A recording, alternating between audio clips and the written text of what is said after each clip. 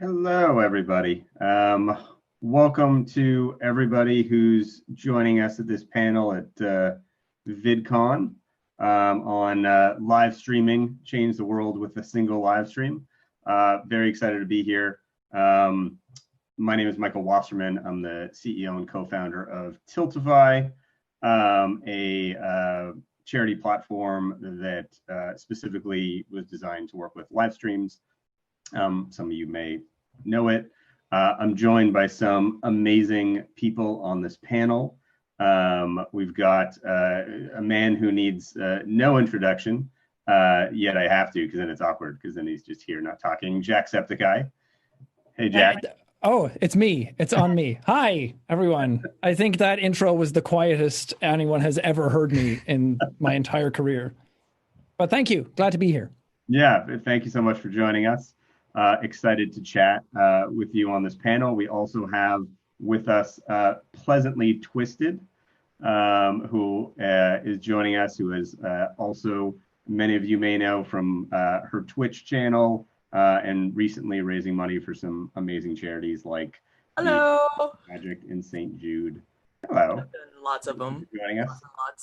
Lots. Yeah, over on Twitch, we've done Trevor Project, St. Jude. We've done F Cancer. I can't actually say the word because I'm a decent person. And then we've also done stuff for WHO, United Nations Foundations, and the list is always growing. So I'm happy I got invited. I'm really excited to be here.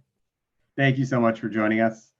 And then finally, but very much not least, is Ash is joining us, who is also works with me over at Tiltify as one of our charity success managers. And many of you know her as Ashleeeean from Twitch as well. Hey, Ash. Hi, thanks so much for having me. I'm really excited to be here. So I'm really excited about this panel because I really love talking about charity live streams. But two, I think it's an amazing opportunity to be able to talk about all that's been happening and at a really important time. Obviously, 2020 has been I would say the most unexpected year of many of our generations from what's happened. And from a charity perspective, that has spawned some unbelievable community activations that has really shown what the power of a live stream has.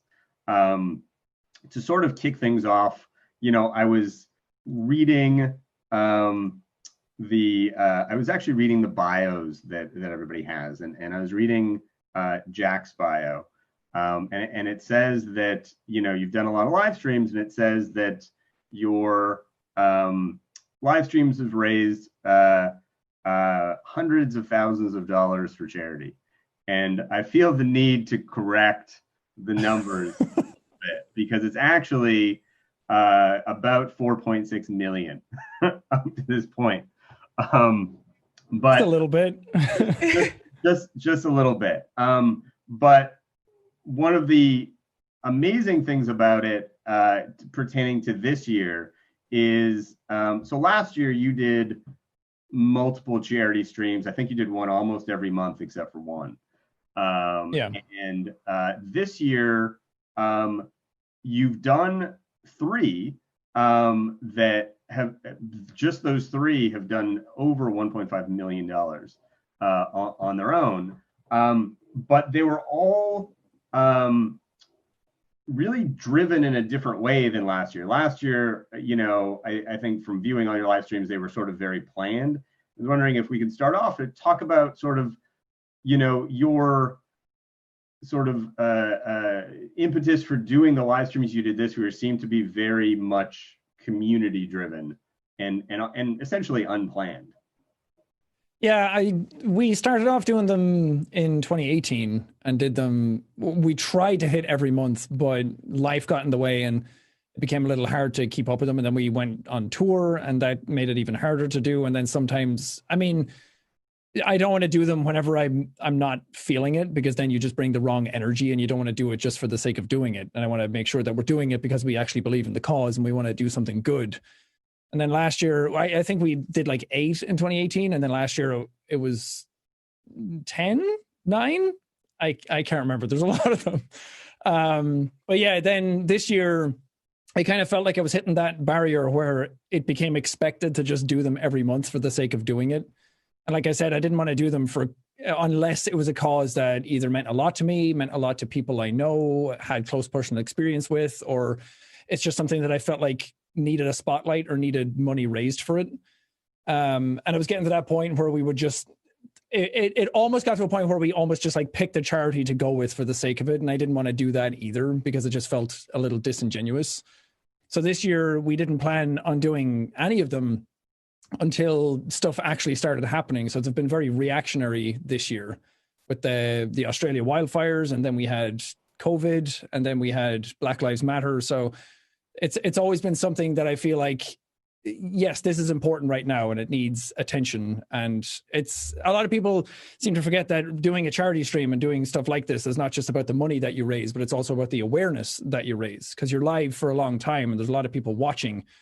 And then there's a lot of press that comes up afterwards when you do raise the amount of money. So it's always a great opportunity to sort of teach and educate people on what's happening in the world, and maybe sway some opinions and change some minds, and just open up people's minds and their hearts to what's going on in the world, and kind of give them an outlet to be able to help out in any way possible. And when you started doing them, you said you started doing them in 2018. What was what triggered the idea for you that you wanted to start doing charity streams at all? Oh, I wanted to do them for a long time, and I kept thinking that they were harder to do than they actually are. We've since, because of like a platform like Tiltify, I've now realized how incredibly easy it is to actually just set up and go. And there's so many charities on there, but I kept thinking that there was this massive barrier in the way. And everybody else, a lot of people that I looked up to had done charity streams and had raised awareness for good causes. And I wanted to try and help out as well, because the channel got so big and it had so much potential in it that I wanted to use it for something good and use that responsibility maturely. And then the stuff back in 2018, like December, January time, was when the Logan Paul incident happened over in Japan. And I thought that it was a good opportunity to spread some positivity around that scenario and kind of change the sort of narrative where, yes, we can sit and we can talk about it all day till we're blue in the face and be negative and attack each other. And there was a side of that was warranted and necessary and needed to happen. But also I felt like you could inject another aspect into it where we could use this as a teaching moment and a turning point, and kind of raise awareness around all of these topics. And there was a lot of great charities who wanted to get involved. So that was the first one. So it was mega successful because of that. Yeah, I think it's great to see. I mean, obviously it's great to see what you've done over the years and how they've grown. Pleasantlytwstd, aka Vanessa, you've especially recently been, increasing what you've done with your channel, and especially what happened in your May St. Jude Play live streams, and wanted to sort of have you touch on that, and also how you got involved in the charity space. So I actually got involved in the charity space as a request from a fellow teammate. And she was like, I don't know what it is about you specifically, but I think you would really like charity streaming. So I started charity streaming about a year and a half ago, give or take, because I've been on Twitch. It'll be my 3-year anniversary in November, and May of this year marked my 1.5-year anniversary doing charity streaming. And obviously I'm no Jacksepticeye because, I don't have millions and millions of followers and stuff. But one of the barriers I thought existed initially was that, I'm a small streamer, so I'm not going to raise a whole lot of money. And so it was something about wanting to actually feel like I could use my space to give back in some way, because otherwise I was just kind of hanging out, streaming, playing some video games, and people could chill. But when that opportunity arose and we were doing it, my very first one was for the Trevor Project, I was like, oh, yeah, this makes perfect sense, because I'm also part of the LGBTQ community. I'm asexual personally. And I was like, oh, yeah, that's like completely relevant. Let's go ahead and do it. And my very first one was very small. And I raised, I think, $400 for Trevor Project. Woo! And then that following May, I did St. Jude and raised $2,000 and was like, I don't know what's happening anymore, but I love it. Because again, I can figure out, kind of like what Jack said, a way to give back that's more than just talking about it. Now I'm actually doing actionable items because I might not have the space or the time to do panels and books and writings and all that stuff, but I can absolutely just toss some money at it and help someone on that endeavor. And that's how I kind of got started. And this last May is the biggest one that I've done so far, where St. Jude Play Live, I somehow came through with $10,270, all for the kids over at St. Jude Children's Research Hospital. So, you know, it's something that once I got into it, I've been like firmly entrenched, and I absolutely adore it. And I'm also in the activism space, so it was a natural fit. And that led to me working a lot more closely with Twitch proper for some Charity 101 panels. I've been talking to more charities in person to explain to them, hey, here's what you want to look at, here's what you don't want to look at, and here's some information to get you started, kind of helping coach them up on what to look for with panelists and everything, but also things they can and can't do. And then I also even ran a podcast back in December about getting more people of color involved in charity. So again, it's kind of like just taking all those spaces and merging them into one. And it's been an absolute whirlwind, but it's also been so fulfilling and so just generally positive and good. And I highly recommend that if you haven't, and you're watching this, if you haven't tried to do even just a small charity stream, even do it just once. Find a cause that you really, really, really attach to, you really like. And even if you just get $100, that's $100 that those charities didn't have. And that's a huge difference. It's a huge help for all of these places that need that money to make more changes and more causes. Yeah, absolutely. I mean, obviously, and we're going to get into more details too on this panel that of sort of like tips and tricks and how people get involved. And just so everyone knows too, we've got a lot of your questions here that we're going to address as we go forward. So Ash, I want to touch in with you as well. You've been in the charity space for a while, and you know, so much so in the past that about a year and a half ago, I hired you to come and work with us and help other people be successful in their charity streams, and wanted you to kind of, again, give us sort of the, you know, what brought you to start streaming for charity in the first place. Yeah, so it actually started over 10 years ago when I unfortunately lost my best friend to cancer. And I just remember how much pain that caused not only me, friends, and family, but just how much pain that's causing everybody in the world. And it really made me want to start making a difference. So I started working with local bands and venues and like selling out charity concerts that I was booking and planning and like doing the entire thing at the age of 16, 17, by the way.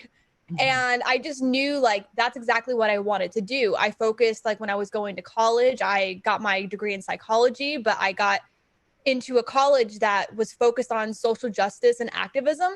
And that was kind of like my main thing. I just was unsure on how I wanted to proceed in the space. And then sometime my senior year of college, I found Twitch, and I started streaming on Twitch. And I remember my first month into streaming, I did a Relay for Life thing. And this is before any platform like Tiltify was even like out there existing or even in the space.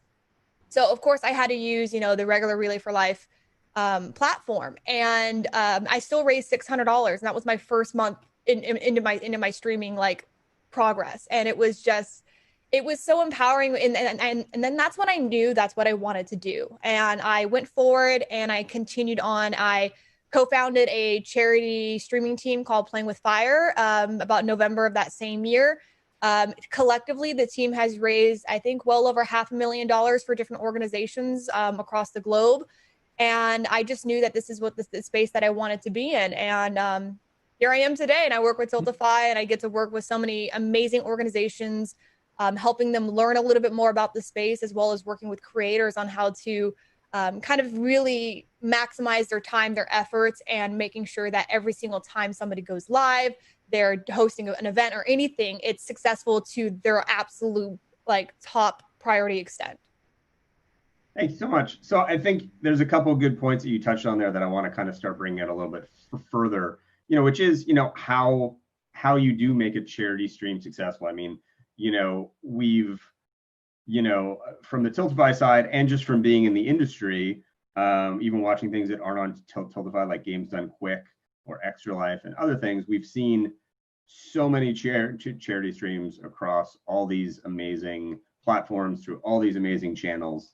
And, they range. And I think there's a couple really powerful points to be made here. One is, that I've sort of noted from all of your responses is you've definitely got, someone like Jack who has grown this amazing community that can make not only a powerful financial impact, but made the important point of the educational and awareness impact, which is equally, if not potentially more powerful, to spread that word that may cause other people to know about the charity, other people to start live streams and get involved.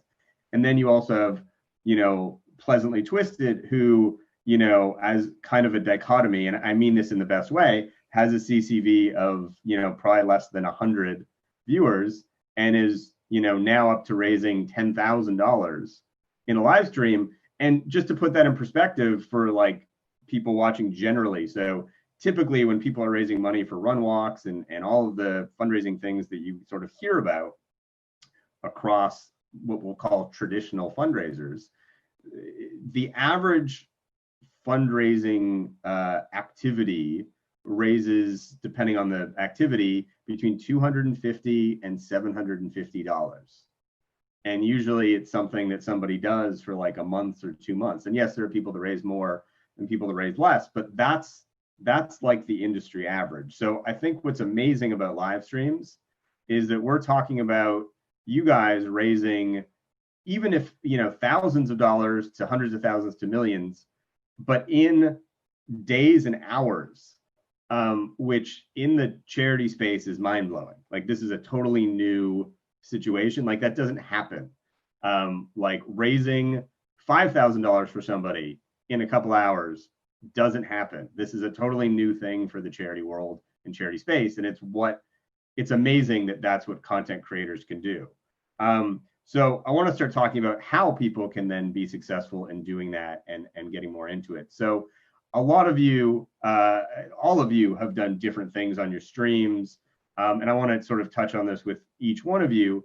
What are some of the things that you think about, activities during your charity stream that helps you raise more money? Like Jack, for example, you have this thing that you do every time that's super simple, where if someone donates $1,000, you put on a voice and you put them on the board. And I want you to explain sort of that and some of the mechanisms that you use, because they're not complicated, but they're powerful.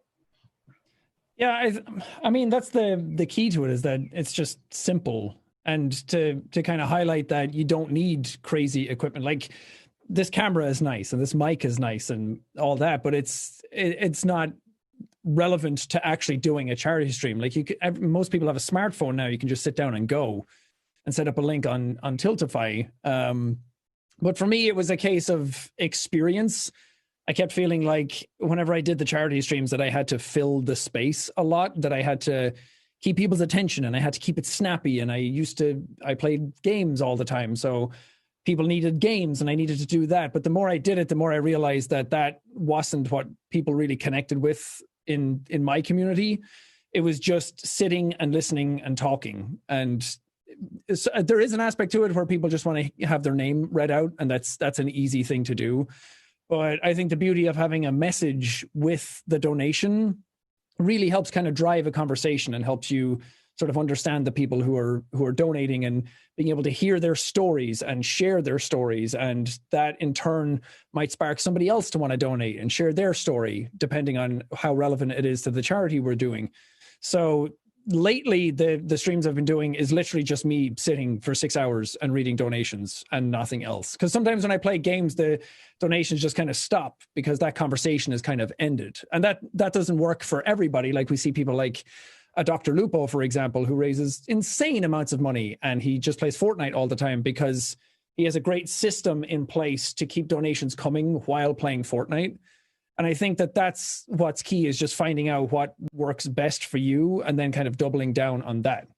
Because at the end of the day, whatever gets the most amount of money and the most amount of donations is the important factor of it. And there's no line I won't cross to get that to happen. But for me, luckily, I've just been able to like sit here and just have a conversation with people, and I think having it be something that you actually care about and something that you're heavily invested in and you have a passion for. Because again, like I said, if I was just doing the charities for the sake of doing the charity, then it's harder to talk about them, and you can see that I have no passion for it. So all the ones we've done are stuff that I have friends in, or I personally really like, or have people in the community who really are engaged with it. And I think that's helped drive a lot of the donations in my streams. Yeah, I think, and to highlight for anybody who doesn't know, what Jack was referring to with Dr. Lupo is like he creates incentives where if you donate a certain amount of money during Fortnite, he'll have to drop his weapon or can't heal, or have some sort of effect on the game. And I think what's really fascinating about what you just said is essentially, as you evolved from doing streams, you almost started started packing them with less stuff and raising more money. You basically made it simpler and raised more money by simplifying what you were doing. We're at the point, like I think the last two you did were like 670,000 and like 610,000. Where it's you pretty crazy. you just read stuff, which is completely mind blowing. So Pleasantly Twisted, I want to sort of bring the same thing to you. You've done a lot of different engagements with milestones, with rewards, with some of the other types of engagements that are available when you do a charity live stream, and wanted to sort of talk to you about that and what you've seen be effective. So I'm kind of in the same boat as Dr. Lupo, because a vast majority of my actual channel is gaming, and I do a lot of the try-hard stuff along with RPGs, which are two very popular genres. So that kind of lends itself to me and helps out a great deal. But I'm also kind of in the same boat as Jacksepticeye, because one of the big driving points of my community in general is the conversation, because I can play the game and at the same time read chat, and we can unpack and talk about different aspects and ideologies around a game's development, or something that they included in the game, or how this impacts groups that are represented or not represented. And what I find actually during my charity streams is, more than anything, they like the conversation and they still like me playing the game, but they also kind of like to mess with me when I'm playing my games. And I find that my most successful ones usually are when I'm playing Darkest Dungeon or Dead Cells, because the standing one, the highlight for everybody on my channel so far still, was when I did St. Jude last year, and I made a $10 incentive that said, if you drop $10, I'll let you make a rule that I have to abide by for so many minutes, or depending on what it is, the entire run.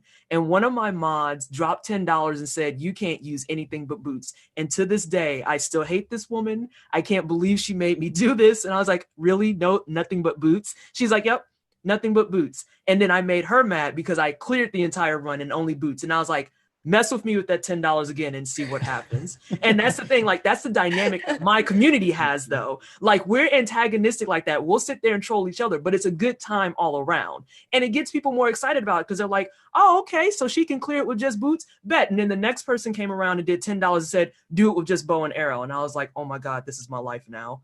This is what I'm going to do. I'm just going to do single weapon runs. Fine. You know what? It helps the charity. So fine, do your worst. And then, for Darkest Dungeon, I have small incentives where, like, I'll name a character after you, or I'll name a character after someone, which I found out, because I have a troll community, is a terrible idea, because some of the names were just absolutely absurd. And I'm like, this is my fault. That's okay. This is okay. This is fine. We're still doing the charity thing. It's not a big deal.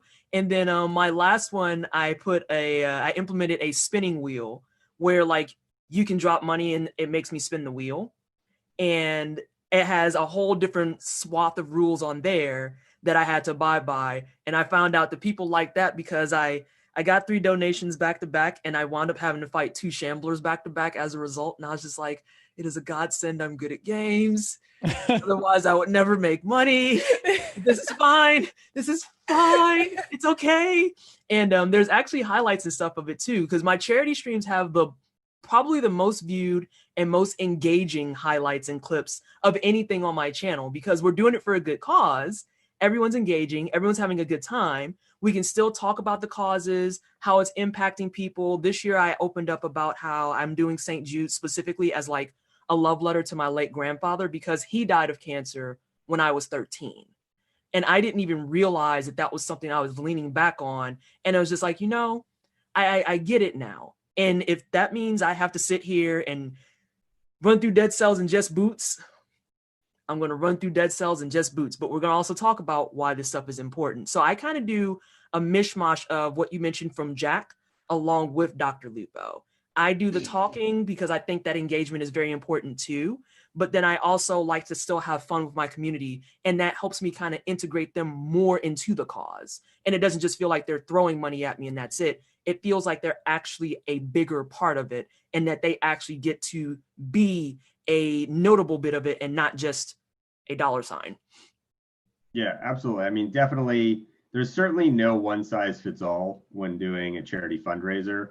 I think both Ash and I, from working with so many, we've seen endless examples of people doing. I mean, all the examples that we give to fundraisers, to charities that ask are all things that we just saw somebody do that worked really well, and that then becomes the example. None of them are examples that we thought of on our own. They were all by watching a creator come up with this, which is what's so cool about it. Ash, I'd like to sort of talk with you as well about, I know you on your fundraisers and the fundraisers that you've seen on Tiltify have seen a lot of really cool use of incentives and polls, and wanted to see if you could touch on sort of some of the best use cases that you've seen there. Yeah, so one of the best use cases that I've seen with polls, for an example, we worked with Stephen Colbert and Matthew Mercer from Critical Role. And this is where like when you have a celebrity engagement or somebody who's going to be calling in, Jack, you've worked with this numerous times, having celebrities either call in or working with them in person, is how can you maximize that time during a certain moment? And we knew, working with Stephen Colbert, that we only had an hour of time to actually do this campaign and fundraiser. So utilizing the polls, we're able to do some retroactive fundraising where you're giving the community the opportunity to pick what's going to happen during the actual fundraiser. So it's a really great way. What if you went live? What if you went live and you said, for the entire week before I do my live stream fundraiser, everybody can go and vote for what my outfit has to be and what crazy inflatable costume I'm going to wear on stream for my live stream. You can do a bake sale. You can say, I'm going to do a baking stream. What should I bake? What kind of cake? Take away an ingredient. You can take away a certain item. So tell somebody to make macaroons with no whisk or no mixer. Good luck. It's just one of those funny things where you can use polls in a way to retroactive fundraise. Utilizing rewards is a really great way also too. This is one thing I always like when I directly talk with charities and also creators is I ask charities, what are some impact points? Do you have a number of how a $1, $10, $20 amount can affect your mission and how you guys are able to achieve it? Because I see more often than not, creators actually shape their rewards around those impact points, because now every single time somebody donates that $10, for Pleasantlytwstd to spin her wheel, she's able to spin the wheel, and as that wheel's spinning, she can say, hey, did you know your $10 provides this to the hospital? Do you know that this happens? So it's continuing that activism while also encouraging donations. Commonly I always see people donate $1, $5. Hey, this is all I have. I'm so sorry, I can't donate more. And I'm like, you do realize that $3 donation you just threw down provides one pediatric mask for a child in a hospital. And it's having those impact points can be really, really powerful. But going on some unique things that I've seen people do Bob Ross streams. They end up dressing up like Bob Ross and having to follow a Bob Ross painting tutorial. People do spicy challenges. People will legitimately shave off all of their hair. I did one recently, and I didn't think it was actually going to be as successful as it was. But it was just a fun trolley challenge. But I told people every $10 you donate, I have to put on one extra layer of clothing. Somebody dropped $300 right then and there for me to put on 30 something layers of clothing. Yikes. The next thing I know, I'm 25 layers deep in shirts. I could not physically actually fit any more like shirts on over me. So then I started stacking beanies on top of my head. My head looked like an acorn. It was absolutely hilarious. And then I had to challenge back and say, you know what? I can't put any more on. So every $10, I will take an extra layer off until I'm down to like my clothing that I started the stream on. And people were like, nope, we're going to have you sit there for a bit. And so I'm like begging for donations. And then finally someone came and donated $300 for me to take the extra layers off. Once that was completed, I had 2 people come in and drop $200 to make me do tattoos because I had like temporary tattoos. So not only did I just spend an hour and a half putting extra layers on, took half an hour to take the extra layers off, but now I had to spend 2 hours putting 35 fake tattoos on. And next thing I know, my entire channel was calling me Post Melanie. It was hilarious, but it's just one of those things where it doesn't matter kind of what you do. You want to make sure that when you're setting your rewards and you're talking about impact points, what's going to best communicate with your community. A lot of people always say like, oh, you should do like shots of pickle juice. And I'm like, but I love pickle juice. Oh, well, people hate olives. Try olives. I love olives. You know, so I can't do food-based challenges because quite honestly, I think all food is good because, you know, that's just me. I love to eat. But that's kind of where it is. It's the way that you do your rewards. How can they be done that maximizes what your community likes? So Jax likes for him to talk. Pleasantlytwstd, they like to torture her. And I'm seeing that actually a lot more with smaller streamers, as they like to torture smaller streamers for sure.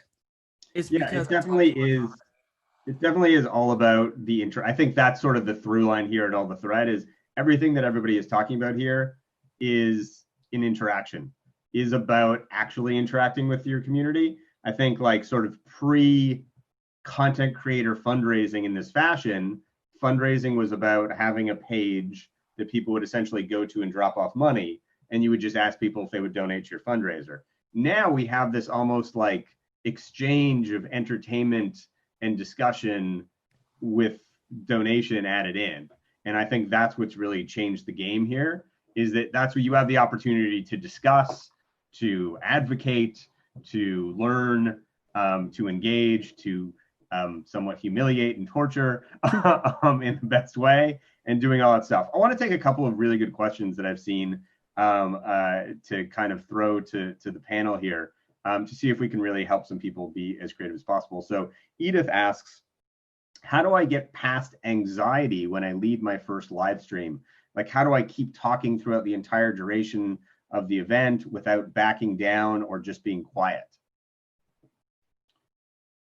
For me, I think the anxiety started when I first started doing YouTube, and then hearing my own voice on like recordings, I hated it. My voice was different.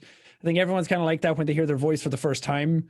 And then when I first brought in face cam, I hated all the little mannerisms I did. I noticed all these little things like touching my nose like every 2 seconds or something that just kind of drove me mad. But I think a lot of that comes with practice. I think you can easily, even if you don't show it to anybody, you can easily just like sit and do like a let's play or something, or test it out. And you might cringe a little bit at it at first. But the more you kind of hear yourself and the more you get comfortable with that, I think the more that barrier kind of disappears and dissipates. And also you don't need to fill space all the time. Some people are just better talkers than other and can talk all day, and you don't need to do that. That's where the stuff like gaming can come in, where you can just kind of play a game and have fun with it, and you don't really need to fill space all the time. Like you said, like one glove doesn't fit everybody. Everybody does things differently, and just because you see me or Vanessa or Ashley do like the same things over and over again does not mean that you have to do the same ones as we do. I kind of want to add on to that too, in terms of if you want to talk about filling the space, especially considering I like to talk about all the activism stuff all the time, but then there even reaches a point where you kind of feel like you're beating that dead horse. And so especially with the gaming parts of it, I find that the way that I quote unquote fill that space is I start talking about what I'm doing in the game. So like I'll sit there for a moment and I'll like play around with it, and I'll just kind of think out loud and say, okay, I think I want to go to this path or this path and everything else, because it allows people the room to be engaged without feeling like you're overbearing them with the same content all the time. And it also gives you space to kind of talk, but you're not necessarily talking to people. You're just kind of thinking out loud. You're wondering, okay, what should I do next? What should I do? Da, da, da. And it gets people to actually kind of engage on a different level. And then when you get back to that point where it's like, okay, we've taken a small break, we're going to do these things, by the way, and you can kind of segue back into it. That's the only other thing I could add to it, because I agree wholeheartedly with what Jack said. Yeah, get comfortable talking to yourself is the biggest thing I would say. Like, even like if you're getting ready in the morning and you're like looking in the mirror, talk to yourself. Give yourself a pep talk in the morning. That small thing can really help you when it comes to doing live streams. Also, post-it notes are your best friends. When I do my live streams, I maybe have like 6 or 7 different post-it notes around my PC. Some of them say remember to breathe. Some of them are impact points and statements. One thing to always do too is pose a question. Ask a question to your chat, because then that opens up more conversational points for you. And at that point, you just start kind of feeling like you're talking with a friend than you are talking to yourself. And so like that's kind of where like I've personally found success in breaking out of that shell and that anxiety of I'm live streaming, here's my voice, here's my face, and now you guys are about to watch me potato aim all throughout this game. and narrate. If you're going to be doing something, talk it through. Almost turn off that filter of like, this is my thought process. I'm going to do this. I'm going to do this. I'm going to do this. Like that can really help. But talking to yourself in the morning, use post-it notes, post questions to the chat to engage conversations that then will lead into more conversations. Yeah, and I'd also recommend trying to flip off that switch of like fear of the audience, because a lot of people think that when they do these types of things, there's a wrong way of doing it. It's the same when people donate like $1 and somebody else donates 50. They think they're doing it wrong because they don't have enough money to donate. But you can't, if your heart's in the right place and you actually want to do it and you believe in the cause that you're raising money for, you can't do it wrong. Yep. Other people might do it slightly better in your perspective, but you keep, like, as long as you're sitting there and you're trying, then that's the important thing. And with time, like, go back and watch any of our earlier stuff. I'm sure it's not the same as what it is now. Me, definitely not. Yeah, I think those are all excellent points. We have another question from Athena Priftakis. How much of a stream is planned? Do you stream using any sort of outline, or is it more spontaneous or improv sessions? I know for charity, I plan way in advance, but that's because I know that my channel is going to torment me. And I just preemptively lay that out there, and it's like, well, this is my life now. But for the most part, I don't really plan. I have like I call it like a baby outline. Things of, okay, make sure that you've set up these commands, make sure you put your scenes in order, hit IRL, don't hit game, you hit game, congratulations, you messed it up. That's another thing too. You're going to mess up. That's okay. That is completely 100% legit. You're human. You're allowed to mess up. Make fun of yourself. Yeah, I would say it's perfectly fine. I hit the wrong button on my Stream Deck constantly. And people are just like, how do you not know how to use a Stream Deck yet? And I'm like, hey, mind your business. But other than that, like, there's a baby outline that I follow where it's just like, these are the things I need to make sure I do. The rest of it, just let it ride. In terms of charity streaming, I do plan ahead because I want to make sure that my incentives are relevant. I want to make sure my milestones are relevant and something fun. I get engaged with the community to make sure that all like is something that they're into. But other than that, just enjoy yourself. Have a good time. Yeah, I think for me, we've planned out, and Michael, you've helped out with a bunch of these, where we've planned out like massive ones, like the Christmas ones, and we've built a set, and we had different points for every hour, and this person's coming on at this hour and whatnot. And those are very hyper planned, but they're, like Vanessa said, there's always room to do it wrong, and you can, like, stuff's going to go over time and everything, so it's never too stringent. But 90% of them is literally just reading messages from donators. So it's just kind of, they kind of infer what the topics are going to be and how the tone is and what we're actually talking about and where the conversation is going. But yeah, most of the time, I could not plan out anything like this. My brain is not capable of that. I just talk and go, and sometimes my mouth goes faster than my brain does. Yeah, I think honestly, most of the planning goes into like preparing for the actual stream, not the stream itself, like not having an outline and such, but preparing rewards and incentives and just kind of getting those together, making sure that you're marketing, you're using your social media to really kind of promote and push it. I think is what you end up putting more effort into than the actual like super overthinking of what am I going to do on stream? What am I going to play? You're more focused on the incentives, the charitable portion, and just making people aware that you're doing it. I feel like that's what's most outlined and pre-planned out of anything when it comes to charity live streaming. I'd say one of the things that is very effective that I'd like to see people do more of, that, you know, people like Jack do very well, and Dr. Lupo that we mentioned, and others, is pre-announcing your live stream. You know, whether that's by a video that you post that's announcing with the donation link already there. You could raise thousands of dollars, tens of thousands of dollars, hundreds of dollars before you even go live. People don't have to wait. And those could be, hey, if I raise this amount of money before I go live, maybe I'll get the first milestone. But, you know, Jack always posts a video a couple days before announcing that it's coming with the link. I think it's important, like, you want people to know it's coming. People need to sort of, you know, your community needs to prepare themselves that you're doing a fundraising stream and understand what it's about, and getting that message across, I think, is incredibly important. Yeah, and for some of them, like you mentioned Games Done Quick a little bit ago, and another reason why Dr. Lupo's ones are so massive, and the Jingle Jam that the Yogscast do every year is because there's a huge consistency to it. They've started it years and years ago, and then it's just kind of built upon itself every time. So when this time of year comes around, everybody knows, like, oh, it's Games Done Quick time, and some people even take time off work or school or whatever during that time to actually like sit and be there for however long it's going to go on, and really want to be engaged in it and be part of it. And then every year they just kind of keep topping themselves every time.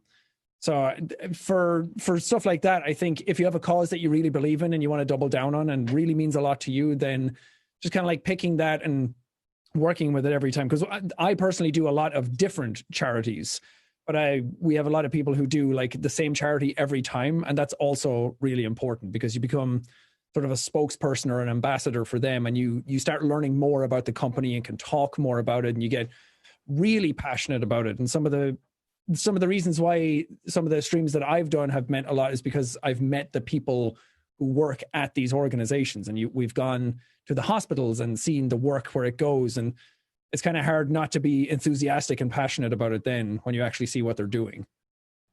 Absolutely. So we've got about 2 minutes left. I want to leave everybody on a question from, I hope I don't get this right. It's Daiuke. I hope you don't get it right. Yeah. What's the biggest and special moment while you did a charity stream? So what's your most special charity stream memory? Each of you, really quick. Mine was probably when I did St. Jude last year, and I got my first ever quote unquote big donation from a now regular who hangs out in my stream, because I never in my wildest dreams thought I'll have somebody stop by and drop off $400. And this year, the same person dropped off $1,000. There are many clips of me in a crying disaster. They're pretty ugly. I highly recommend you watch them. Mine was the Hope from Home one that we did, because it was something, Michael, we talked about, and we got it together so quick. It was like 2 weeks, and we really wanted to do something, but make it bigger than just one organization or just one event. And then trying to reach out, I messaged like 200 people on my Twitter and DM'd so many of them and gave them all the information and kept up that conversation. And then when we went live that day, just the amount of donations that came in globally, and so many people who don't normally charity stream took up their community and put them to task and start raising hundreds of thousands of dollars. And there was so many people who broke all their own personal records for the amount of money that they've raised themselves. And it was just so cool to see all these creators come together and all these communities come together for something that was a global pandemic that was facing all of us. And to just see that like glimmer of humanity come back, and that glimmer of hope, to see everybody actually try their best to put a different spin on all the negativity that was going around at that time. For me, I have kind of like two Tide moments. I can't pick. I'm sorry, I'm that person today. But one of them is during one of my first ever like major charity streams. Brandon Green, who is the creator of PlayerUnknown's Battlegrounds, PlayerUnknown himself came by and dropped $500, and that was like really big to see. A developer, creator of a game that I was playing, come by and support. The second one was when I first told the story to my community about my friend who passed away from cancer 10 years ago. There was then a string of donations ranging from $100 to $250 where they all were spamming for Gracie, rest in peace, Gracie. And like that was like a moment for me that my community understood what the charity had meant to me on a really personal level, and came together to show that support in a monetary fashion. And that meant a lot to me. Awesome. Well, I want to thank all three of you.